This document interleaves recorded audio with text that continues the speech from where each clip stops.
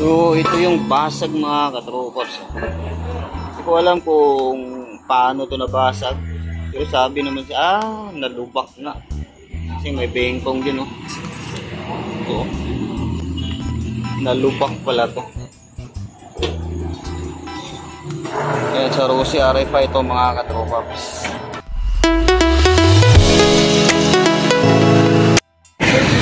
So, what's up mga katropaps, no? So, ngayong araw mga katropaps ay meron tayong i-rescue. So, bit-bit natin tong mugs ng RFI. So, buti na lang nakahanap tayo ng mugs na RFI na second hand. So, kung bakit?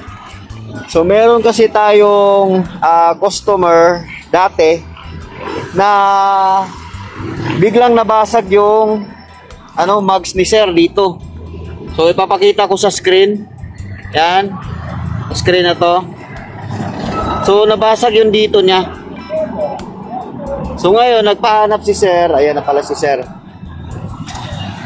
So, ayan. Andito na pala si sir. So, ito yung basag, oh. Grabe pala yung basag na to. So, ito yung basag. So, buti hindi siya sumisingaw, no? Yun na eh. Buti hindi siya sumingaw. Oo, kasi kunting-kunti na lang to eh. Oo, konti na lang yung kunti na lang yung nakakapit niya.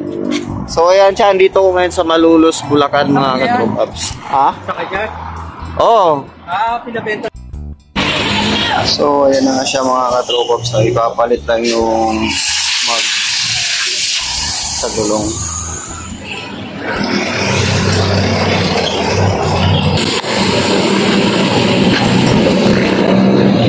Yun, kunti na lang talaga.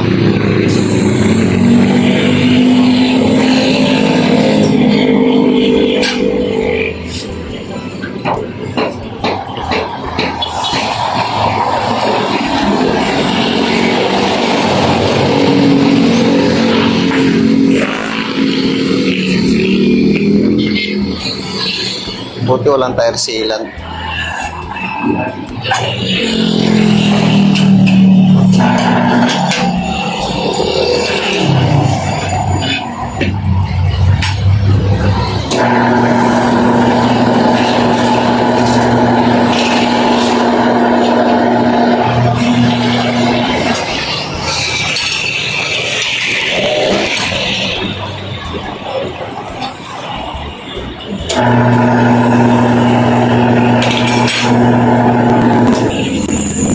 Saglit lang.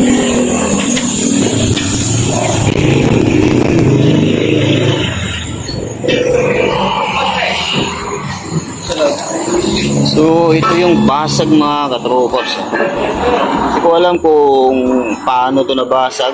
Pero sabi naman siya, nalubak na. Kasi may bengkong din, oh. So, nalubak pala to. Ayan, sa Rossi RFI ito mga katropaps.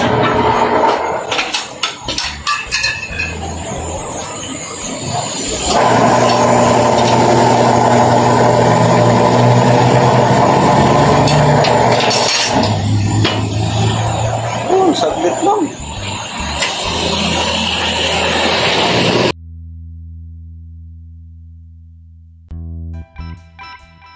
So, ayan na siya mga katropaps, naibalik ko na sa dati, yan. Okay, tapos ito yung luma na mugs niya. May pingas. Yan, okay na siya. Tapos inayos ko na rin yung preno ni sir. So, may play na siya. Malambot na. Yun, dati dumidikit yan eh. Oo, dumidikit yan dati. Ang in-adjust ko lang is ito. Ito ang pinaka-guide niya. So, i-flat mo lang siya ng konti kasi nakabaluktot kasi yun eh. So, i-flat mo lang ng konti para magpi-freewheel na. So, yan. Hanggang dito lang mga paps. Okay.